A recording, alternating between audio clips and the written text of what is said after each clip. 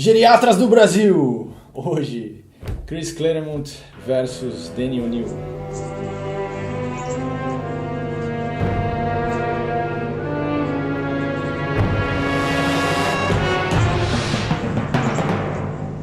Então vamos falar um pouquinho do Chris Claremont, tá? Ele nasceu em 1950, ou seja, já está com 64 anos nas costas. O Danny O'Neill, que a gente vai falar mais pra frente também, já é velho, por isso que o Picareta aqui... Eu falei do Geriatras. Ele... 75 já, o bicho tá dobrando o cabo da boa experiência. Já tá indo arrego já. Mas, então, ele nasceu em 50, a mãe dele era piloto de carreira, né? Curiosamente a mesma profissão da Madeleine Pryor. Só que apesar dele nascer na Inglaterra, ele mudou para os Estados Unidos, para Long Island, com 3 anos. Então ele não entra naquela categoria inglesa de que então ele é um inglês que não participou do caldo de cultura inglês, né? Ele veio muito cedo para os Estados Unidos. Então ele cursou o Bard College, né? Que dá para falar que é o MIT das artes plásticas, só que a intenção dele era ser diretor. Né, mas ele cursou novamente, né, caras que têm algum tipo de formação na área. Né? Ele, pouco depois, né, ele começou a carreira na Marvel com assistente do Roy Thomas, né, não assinava. Em 73, né, ele tem o primeiro trabalho assinado, que é o Demolidor. Logo em seguida, em 74, ele já começa a escrever o Punho de Ferro junto com John Byrne, que vai ser o grande parceiro dele depois nos X-Men. Né? E a primeira criação, né, o primeiro personagem que o Claremont cria é o Jamie Madrox. Em 75, o Lin Wire, que era o editor lá da Marvel, ele reconhece que o John Byrne é um cara competente, entusiasmado, e já dá o título dos X-Men para ele escrever. Isso em maio de 75. E aí, bom... O Danny O'Neill, ele nasceu em 39, o cara é um senhorzão, assim. O trabalho dele mais famoso, ou os trabalhos dele mais famosos são da DC Comics, mas ele começou também na Marvel, ele também fez coisas da Marvel, antes da Marvel, na Charlton, ainda antes de ser Marvel. Também foi descoberto pelo Roy Thomas, que é interessante isso, os dois caras foram descobertos pelo mesmo editor. Ele lutou na crise dos mísseis em Cuba. Não sei nem se vocês sabem o que foi isso, mas ele estava lá. Ele fez literatura inglesa na universidade, então ele tem um background de literatura. Ele começou a carreira dele nos anos 50, 60. Então é aquele cenário meio beatnik, assim, Estados Unidos naquela situação do pós-guerra, com essa Guerra Fria e tal. Depois ele vai para a DC Comics, aí ele faz sim o nome dele lá na DC, principalmente com o trabalho do Lanterna Verde e do Arqueiro Verde. Bom, então o que alçou mesmo Claremont na posição de um grande escritor, né, de um reconhecidamente grande roteirista, foram os X-Men mesmo. Assim, a grande obra, ele ficou anos, né, com o título. É responsável, ele junto com o Byrne escreveu... Não, mentira, junto com Jim Lee, né, ele escreveu isso é mais pra frente. O X-Men 1, que foi até então, né, o título agora deve ter caído, mas foi durante muito tempo o título mais vendido na história. Né? Então assim, ele é responsável por criar a maioria dos coadjuvantes. Você lembra daquele desenho antigo do X-Men dos anos 90? Então tudo aquilo ali do Chris Claremont. Tudo ali. O tudo Gambit, a relação menos o Morph, que não tinha... O Morph não existia. Mas, cara, tudo ali são as grandes sagas e foi aí que os X-Men se tornaram queridos, né, pelo menos aqui no Brasil, né? Foi aí que X-Men virou X-Men, porque quando eu comprava quando era pequeno, ninguém chamava aquela merda de X-Men, era X-Men, aí veio o desenho, X-Men. Então, o que mais? Lince Negra, Emma Frost, todos esses. Qual que não é difícil, né? Você pegar qual desses caras da mitologia do X-Men mais conhecida não foi do Chris Claremont, a maioria foi. Saga da Fênix, da Fênix foi dele, né? Ele é interessante como ele passou muitos anos com os X-Men, ele teve tempo para trabalhar, né? Então tem coisa ali que você vê que o cara vai numa edição aparece pouco e o negócio vai ganhando uma dimensão maior na trama até que ele consegue desenvolver. Hoje em dia é difícil alguém passar tanto tempo num único título, com um único personagem, como foi o caso. Né? Ele tinha, por exemplo, ele tinha planos de transformar a Rachel Summers na segunda Fênix, por exemplo, mas foi abortado. Né? Ele tinha ideia também essa não tão boa, né, de que a mutação do Wolverine ele fosse evoluindo para um carcaju. Ele fosse gradativamente virando se tornando um animal. Um animal, um carcaju. Aí o editor cortaram. Né? Mas tudo bem, ninguém é perfeito, ainda bem que tem um editor. Ideia, né? Ainda bem que tem um editor para... Porque uma coisa talvez que eu não tenha falado aqui, mas o problema não é a ideia cretina, o problema é alguém que vira para você muito bom. Puta, essa ideia vai lá. Vamos fazer isso. Então alguém lá, né? Não faz isso. É melhor. Como os arcos eram muito longos, ele teve muito tempo para trabalhar as motivações dos personagens. Então, os personagens não ficavam aquela coisa unidimensional, né? O que a gente chama de personagem esférico, né? Que é aquele personagem redondinho, bem trabalhado. Ele não é uma personagem, não são plano, né? Que, ou seja, você só vê uma dimensão. Você consegue lembrar de uma característica, né? do personagem. Então, assim, como ele passou muito tempo, ele teve justamente... Né? Porque isso também você não consegue fazer da noite para o dia. Não. Então, você teve um tempo ali, fez sucesso, então ele conseguiu dar essas dimensões aos personagens. Por outro lado, dizem também que ele é um escritor pleonásmico, porque ele fica repetindo. Por exemplo, toda hora que aparece a daga da Psylocke, ele quer explicar de novo. Aí toda hora o Wolverine fala, não, eu sou melhor naquilo que faço, mas o que eu faço não é nada agradável. Você vê uma vez, você vê duas, você vê três.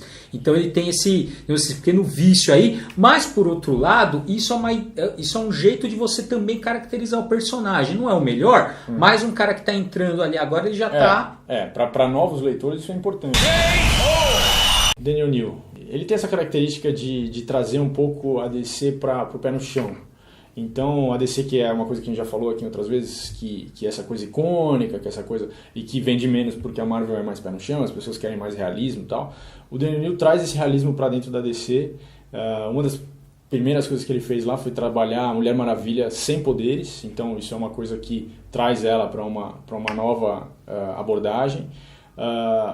O que é a grande obra, todo mundo lembra dele, é a obra que ele tinha uma série mensal que era Arqueiro Verde junto com Lanterna Verde. Depois ele vai trabalhar com Batman, ele também insere no Batman personagens fundamentais como o Ra's al Ghul, como a Talia, que aí filha dele. Isso, que depois dos filmes do Nolan, o Ra's al Ghul ganha uma outra dimensão. Até o Azrael, depois, que tem a história do Batman que quebra a espinha e tal. Não é perfeito. Sempre tem, não dá pra ser sempre nível alto. Né? Nem sempre tem um editor que fala não. Exatamente. Então ele assim, são coisas que ele trouxe ali pra DC e que são, até hoje, tem um peso tão importante. Então, a saga do Daniel New sobre cujos dois personagens são o Lanterna Verde e o Arqueiro Verde, ela começa como... Essas duas revistas não estavam vendendo nada. Iam ser canceladas. Ele faz uma proposta de juntar os dois personagens numa única revista. Como aquilo não tinha os caras não tinham a menor esperança, tanto faz, se ressuscitar o personagem, beleza. Faz o que você quiser. Então ele teve uma liberdade para trabalhar que era incomum. E esse é outro, pode ver também que isso é outro padrão. Isso aconteceu com o Demolidor no Frank Miller, né? E tem outros casos também que a gente talvez não tenha abordado aqui, mas isso é muito comum. Então, assim, por quê? Porque um cara novo, você não vai dar na mão do cara consagrado. Que é o carro-chefe de venda. Isso. Esses caras despontam, assim, o X-Men também não vendia muito na hora que deram na mão do Chris Claremont. Então, assim, isso é um padrão. E aí, lógico, ali, é a oportunidade dos caras. É ali que os caras, né, vão, revitalizam. E vão fazer um nome na indústria também. É uma chance de fazer um nome, né? Então, o que ele faz? Ele pega aquilo que ele podia trabalhar do jeito que ele quisesse, ele contrapõe os dois personagens, ele reforça características dos dois personagens que são opostas. Então a capa da primeira edição, o Green Arrow está jogando uma flecha na lanterna que carrega o anel, falando chega disso. Porque o Green Arrow defende uma ideia anarquista de não se submeter ao Estado, e o Lanterna Verde defende uma ideia de uma ordem, que é a Ordem de Oa. Então, eles têm posicionamentos políticos opostos, e a primeira edição termina com eles, então, numa situação ali, um cidadão comum, negro, confronta o Lanterna Verde, dizendo que ele defende o cara que tem pele azul, que tem pele rosa, que tem pele amarela, mas não defende o cara que tem pele escura, que tem pele negra. E ele não tem resposta pro cara, e aí eles resolvem então pegar uma caminhonete e junto com um dos caras de Oa, cruzar os Estados Unidos numa busca, assim, para entender o que estava acontecendo. E nessa viagem acontece, assim, eles entram em contato com N problemas sociais, econômicos, políticos, que eram o que estava passando nos Estados Unidos naquele momento. Então eles vão citar nessa série o assassinato do Martin Luther King, vão citar o assassinato do Kennedy. Um dos personagens secundários do Arqueiro Verde, que era o Speedy, o Ricardito, ele é um viciado em drogas, e eles colocam isso na primeira página. Isso é uma coisa, até hoje, uma coisa muito forte. E eles foram chamados para dar palestra. Aquilo lá deu um rebuliço nos Estados Unidos. Eles foram chamados para dar palestra em universidade. Usou-se esse tipo de quadrinho para falar, para fazer campanha contra as drogas. Então, foi uma coisa que teve bastante repercussão. A Canário Negro entra para uma seita religiosa também. Isso é uma coisa também tem muito a ver com os anos 80 nos Estados Unidos, aqueles suicídios coletivos que aconteciam em seitas. Então, ela entra para uma seita, eles se envolvem com ela nessa história. Então, tem muitas coisas que ele trouxe da realidade que os Estados Unidos estavam vivendo socialmente naquele momento, ele colocou no quadrinho e teve um impacto, até hoje tem, todo mundo comenta. E assim, é uma série de 3 edições, é um ano de série, não é uma coisa assim, arcos enormes como eram os arcos do Claremont. Ele não teve o trabalho de trabalhar profundamente os personagens. Isso, até porque a gente já abordou isso aí naquela série anterior do Quadrinhos Explicam, né? Que um dos jeitos mais simples de você caracterizar personagem é colocar dois opostos próximos. Porque aí você consegue, você cria diálogo, você cria tensão muito fácil. Reforça as características de um de outro. Dos personagens, você cria tensão e ao mesmo tempo reforça. Então assim, isso é clássico, funciona.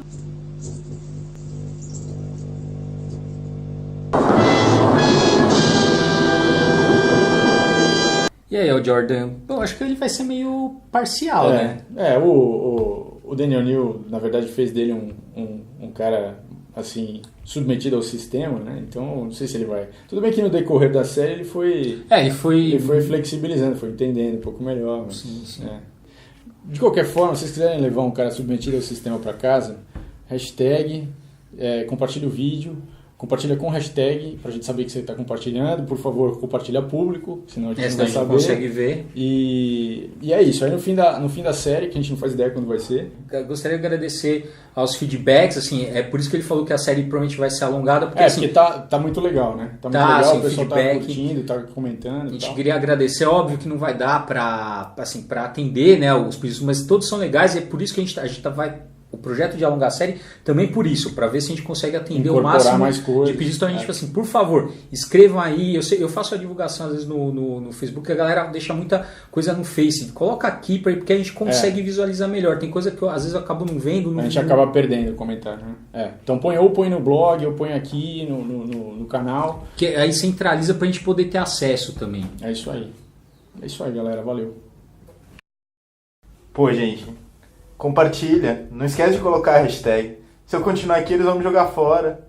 Não pode deixar isso acontecer. Por favor!